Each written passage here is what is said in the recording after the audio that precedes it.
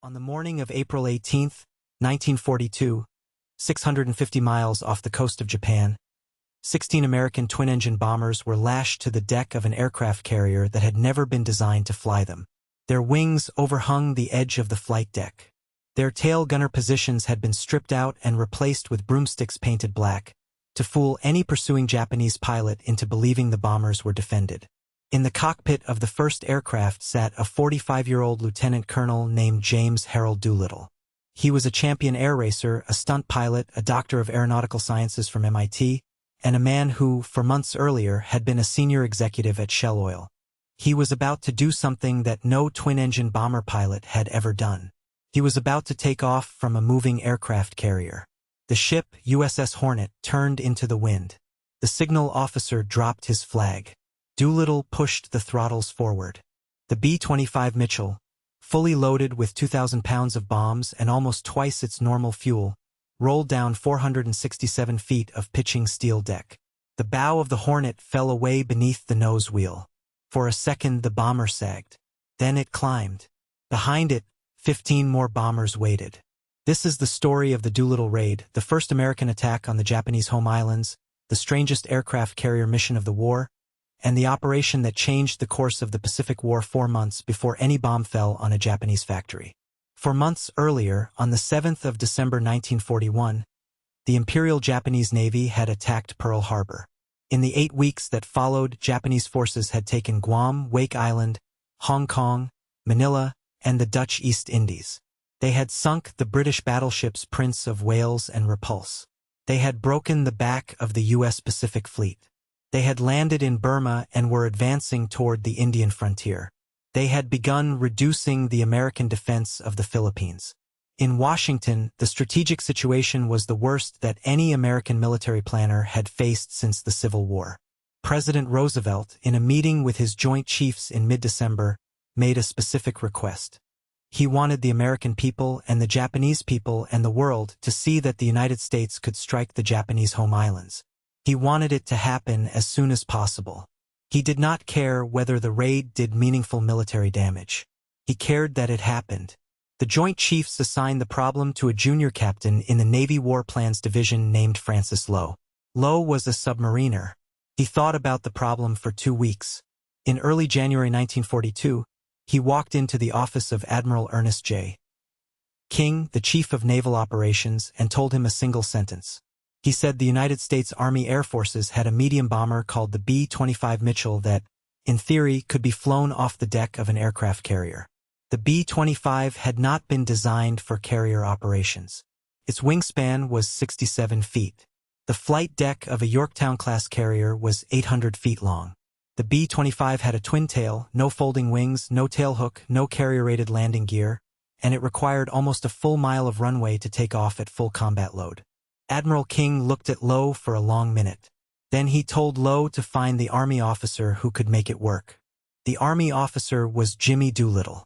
Doolittle was, in 1942, one of the most famous aviators alive. He had been a pursuit pilot in the First World War. He had been the first man to fly an aircraft entirely by instruments, taking off, navigating, and landing in zero visibility in 1929. He had won the Schneider Trophy and the Bendix Trophy and the Thompson Trophy, the 3 highest awards in American air racing. He held a doctorate in aeronautical engineering from MIT. He had retired from the Army Air Corps in 1930 to take a senior research post at Shell Oil, where he had developed the high-octane aviation fuels that would, by 1940, give Allied fighter aircraft a decisive performance advantage over their German counterparts. In July 1940, with war imminent, he had reapplied for active service. He was 43 years old. The Army Air Corps was glad to have him back. In January 1942, General Hap Arnold gave Doolittle the planning of what was officially titled Special Mission No. 1. Doolittle did the engineering himself.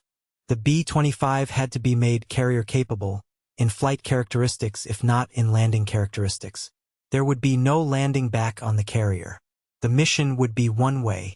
The bombers would take off from the Hornet 600 miles from Tokyo, fly to Tokyo, drop their bombs, and continue west across the Sea of Japan to Chinese-held airfields in unoccupied nationalist China.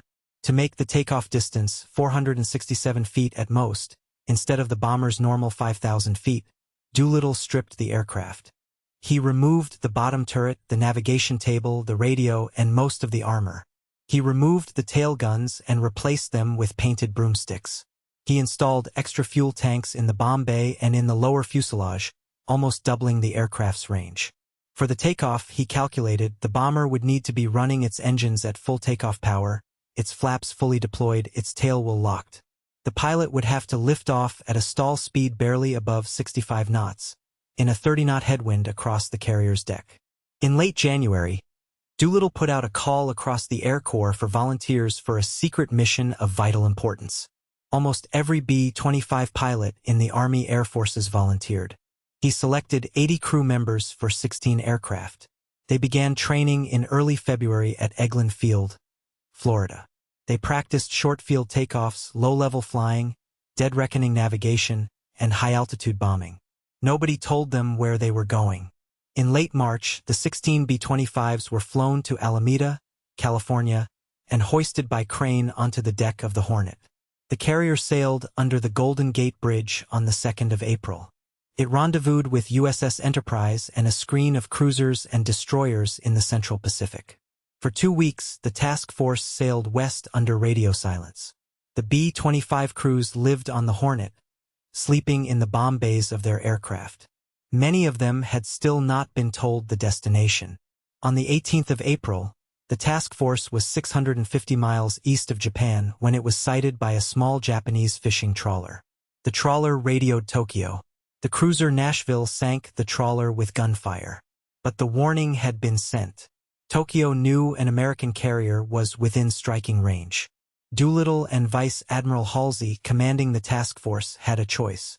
They could turn back and abort the mission. Or they could launch the bombers, 200 miles further from Japan than the operational plan called for, and accept that the bombers would run out of fuel before reaching the Chinese airfields. Halsey gave the order to launch. At 0820 hours, in a 30-knot wind, on a heaving sea, Doolittle taxied to the starting line at the back of the flight deck. He took off without incident. His 16th and last pilot followed him at 0920. The launch was successful. No bomber was lost on takeoff. What followed was the strangest combat mission of the Pacific War. The bombers flew at low altitude and individually, the 650 miles to the Japanese coast. They reached Tokyo around noon. They climbed to 1,500 feet for the bomb run, released their bombs over military targets in Tokyo, Yokohama, Kobe, Nagoya, and Yokosuka, and turned west toward China. The military damage they did was modest. They hit 2 oil tanks, a steel mill, a machine factory, a tank depot, and the Yokosuka Naval Yard. They damaged several Japanese warships. They killed about 50 people, mostly civilians. The psychological damage they did was enormous. The Japanese High Command had assured the population that the home islands could not be attacked. Tokyo was 1,200 miles from the nearest American base. No carrier-based aircraft had the range to reach it. No land-based bomber had a base from which to launch. The Japanese High Command did not know what to do with 16 American bombers over Tokyo. The political consequences inside Japan were profound. Within 10 weeks, the Imperial Navy had been persuaded to attempt a knockout strike against the U.S. carriers in the Central Pacific. The strike took place at a small atoll called Midway. It was the most decisive naval defeat in Japanese history. The aftermath of the raid itself was harder. 15 of the 16 bombers ran out of fuel over China. The crews bailed out into the dark in thunderstorms over countryside they could not see. One bomber, low on fuel, diverted to Soviet Vladivostok and was interned for over a year. Of the 80 crew members, 64 eventually returned to American hands, smuggled out through China by Chinese civilians and missionaries. 3 were killed bailing out. 8 were captured by Japanese forces in occupied China. 3 of those 8 were executed by the Japanese army. 1 died of starvation in captivity. 4 survived to be repatriated at the end of the war. The Chinese civilians who helped the surviving Doolittle crews escape paid a terrible price. Japanese reprisal operations across coastal Zhejiang and Jiangxi provinces, in the summer of 1942, killed approximately 250,000 Chinese civilians. The Doolittle crews who survived would speak of those numbers, when they spoke of the raid at all, for the rest of their lives. Jimmy Doolittle bailed out near the city of Chuzhou, in the dark, in pouring rain. He was sheltered by Chinese villagers, then by Chinese guerrillas, then by an American military mission. He returned to Washington in late May. He had assumed, for the entire trip home, that he would be court-martialed for losing all 16 of his bombers. Instead, on the 20th of May 1942, in a private ceremony at the White House, Franklin Roosevelt pinned the Medal of Honor on his uniform. He was promoted in a single jump from lieutenant colonel to brigadier general. He commanded the 12th Air Force in North Africa, the 15th in Italy, and the 8th in England for the rest of the war. He was, by VJ Day, a 4-star general.